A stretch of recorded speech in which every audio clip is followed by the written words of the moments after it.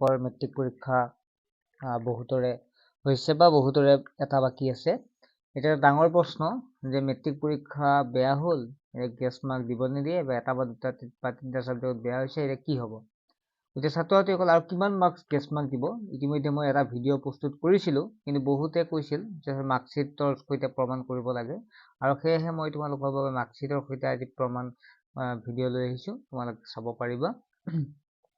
ছাত্ৰ ছাত্ৰীসকল লাষ্টলৈ ভিডিঅ' চাবা আৰু মই যিমান পাৰোঁ হেল্প কৰিবৰ চেষ্টা কৰিছোঁ প্ৰমাণ ভিত্তিক, যাতে তোমালোকে যিসকলে ভাবি আছা মোৰ বহুত চিন্তিত হৈ আছে তেওঁলোকৰ যাতে চিন্তা কৰিব নালাগে, প্ৰমাণৰ সৈতে মই লৈ আহিছোঁ।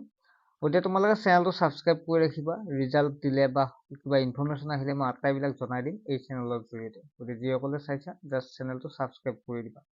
এতিয়া আহিল প্ৰথম চোৱা, এইখন যোৱা বছৰৰ মাৰ্কশ্বিট হয়। চ' ফাৰ্ষ্ট লেংগুৱেজ আছামিছত থিয়ৰীত 100ৰ ভিতৰত 5 মাৰ্ক 30 পাব লাগিব।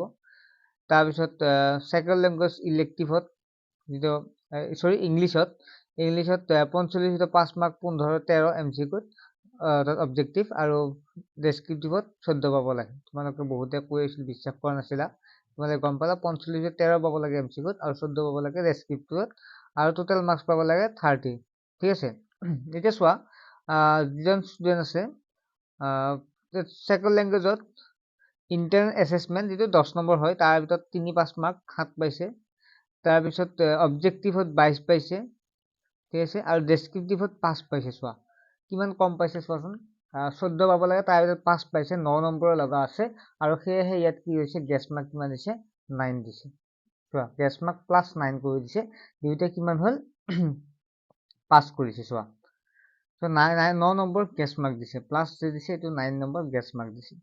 জেনেৰেল চায়েন্সত যদি চাওঁ তেতিয়াহ'লে ইয়াতো একেধৰণে, ইয়াত MCQত 13 পাইছে, ঠিকে আছে, কিন্তু ডেছক্ৰিপটিভত কিমান পাইছে মাত্ৰ 6 পাইছে, গতিকে ইয়াত 8 নম্বৰ গেছ মাৰ্ক লগাই দিছে। কিমান দিছে 8 নম্বৰ গেছ মাৰ্ক দিছে। গতিকে তোমালোকে দেখা পাইছা ইয়াত 9 17 নম্বৰ গেছ মাৰ্ক দিছে টোটেল, গেছৰ প্লাছ মাইনাছ 17 নম্বৰ। ঠিক আছে, 17 নম্বৰ গেছ মাৰ্ক দিছে, আৰু টোটেল মাৰ্কছ পাইছে 222 পাইছে, আৰু থাৰ্ড ডিভিজনৰ মাৰ্কছ, গতিকে কিমান হ'ব এইটো হ'ব ইয়াৰ আনচাৰ। ঠিক আছে, গতিকে থাৰ্ড ডিভিজন পাইছে, অৰ্থাৎ পাছ কৰিছে, ৰিজাল্ট পাছ, মানে থাৰ্ড পাইছে মানে পাছ কৰিছে। আৰু বুজি পালা তোমালোকে এইখন এখন মাৰ্কশ্বিট, চিম্পল মাৰ্কশ্বিট তোমালোক দেখুৱালে কিমান টোটেল হায়েষ্ট কিমানলৈকে দিছে। ইয়াত এই মাৰ্কশ্বিটখন দিছে 17 নম্বৰলৈকে কি হৈছে গেছ মাৰ্ক প্ৰাপ্ত হৈছে বা গেছ মাৰ্ক দিছে। তাৰপিছত নেক্সট আৰু এখন লৈ আহিছোঁ তোমালোকৰ বাবে। ঠিক আছে, মই এইবিলাক তোমালোক দেখুওৱা নাই, কাৰণ এজন ষ্টুডেণ্টৰ এইটো পাৰ্চনেল কথা, গতিকে সেইকাৰণে মই এইবিলাক ৰোল নম্বৰ একো দেখুওৱা নাই। ঠিক আছে, তোমালোকে দেখা পাইছে Assam state school education board SASSEB division 1ৰ HSLC এক্সামিনেশ্যন 2025 হয়। এবাৰ তোমাৰ 26 আহিব।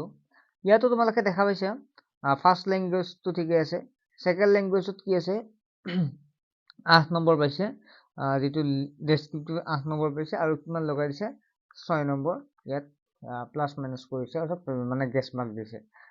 6 নম্বৰ কম আছিল, 6 নম্বৰ দি দিছে, অৰ্থাৎ ইয়াত কি আছে ষ্টুডেণ্টে কিমান পাইছে থাৰ্ড ডিভিজন পাইছে 244 পাইছে, আৰু লগতে কি পাইছে গেছ মাৰ্ক কিমান পাইছে 6 নম্বৰ গেছ মাৰ্ক প্ৰাপ্ত হৈছে। অ'কে, তাৰপিছত নেক্সট আহিল আমাৰ আছাম ষ্টেট স্কুল বোৰ্ড এডুকেশ্যনৰ আৰু এখন মাৰ্কশ্বিট লৈ আহিছোঁ মই। এই মাৰ্কশ্বিটখন কিমান পাইছে তোমালোক দেখুৱাই দিম। ইয়াত চোৱা, ইয়াত জেনেৰেল মেথছত দিছে, গতিকে তোমালোকে ক'ব পৰা যে জেনেৰেল মেথছত দিয়ে নিদিয়ে, ছায়েন্সত দিয়ে নিদিয়ে, দেখাই পাইছে তোমালোক মই মাৰ্কশ্বিটখনৰ জৰিয়তে। এই জেনেৰেল মেথছত পাইছে কেই নম্বৰ 7 নম্বৰ পাইছে। আৰু চোৱা আকৌ ইয়াত চোৱা ছ'চিয়েল চায়েন্সতো দিছে, ছ'চিয়েল চায়েন্স বহুতৰে বেয়া হৈছে, ভয় খাই আছে কি হ'ব কি নহ'ব, গতিকে তোমালোকে দেখা পাইছে ইয়াত ডেছক্ৰিপটিভত 6 পাইছে, 6 লগত 8 দিলে কিমান হ'ব 14 হ'ব, অৰ্থাৎ গেছ মাৰ্ক কিমান পাইছে 14 নম্বৰ পাইছে, আৰু টোটেল মাৰ্ক যদি চাওঁ কিমান পাইছে 15 নম্বৰ গেছ পাইছে, আৰু ডিভিজন আছিল থাৰ্ড ডিভিজন আছিল। ছাত্ৰ ছাত্ৰীসকল মই জাষ্ট চিম্পল 3খন কুৱেশ্যন পেপাৰ 3খন মাৰ্কশ্বিট লৈ আহিলোঁ। এনেকুৱা বহুত মাৰ্কশ্বিট আছে, জাষ্ট 3খনহে মই লৈ আহিছোঁ। যিসকলে চিন্তিত হৈ আছে তোমালোকক মই আৰু একো ক'ব নালাগে চাগে, তোমালোকে বুজি পাইছা, গতিকে চিন্তা কৰাৰ কোনো কাৰণ নাই। এইকেইদিন তোমালোকৰ পৰীক্ষা শেষ হ'ল, এইকেইদিন অলপ ভালদৰে থাকা, ৰিজাল্টৰ অপেক্ষা কৰা, ফূৰ্তি কৰা, হয় নহয়, যিহেতু তোমালোক ইমান দিন পঢ়িলা, ইমান চিন্তাত হ'লা, গতিকে একেদিন চিন্তা লৈ থাকিব কোনো প্ৰয়োজন নাই।